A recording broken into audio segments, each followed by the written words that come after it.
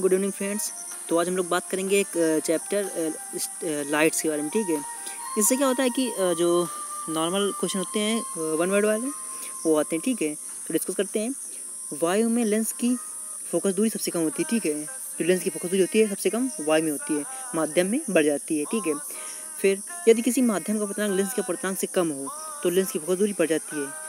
अब इस याद रखना है कि अगर अपवर्तनांक जो माध्यम का है वो लेंस से ज़्यादा हो या कम हो, हमेशा लेंस की फोकस दूरी बढ़ती है। ठीक है, अगर अपवर्तनांक जो है अगर लेंस के अपवर्तनांक से कम है तो प्रकृति नहीं बदलेगी, अगर ज़्यादा है तो प्रकृति बदल जाएगी। ठीक है, वन मोर थिंग, यदि माध्यम का अपवर्तनांक तथा लेंस का अपवर्तनांक समान हो, अगर दोनों यन इक्वल है, ठीक है, तो जो फोकस दूरी होती है वो अनंत हो जाती है और लेंस कांच समतल पट्टी की तरह व्यवहार करने लगता है।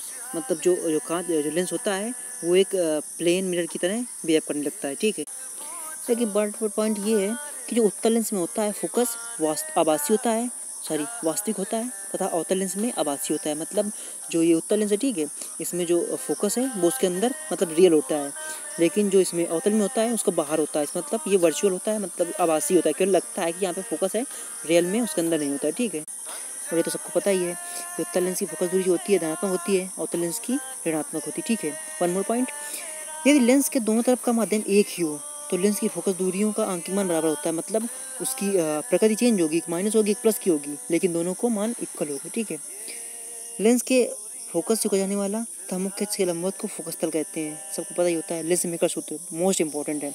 1/f = n-1 bracket 1/r1 - 1/r2 ये फार्मूला होता है फोकस दूरी निकालने का, जब उसकी कर्व रेडियस दी होती है r1 r2। ठीक है, और यन दिया होता है। सो एक ये पॉइंट इंपॉर्टेंट है, यदि लेंस के बीच के भाग को ढक दें, मतलब आधे लेंस को ढक दें, इस टाइप का आधा बीच का ढक दें, तो जो प्रतिबिंब की स्थिति और आकार वही रहेंगे। मतलब जो इमेज बनेगी वो उतनी ही बनेगी, बट जो उसकी इंटेंसिटी तीव्रता होगी वो घट जाएगी, मतलब डल दिखाई देने लगेगा।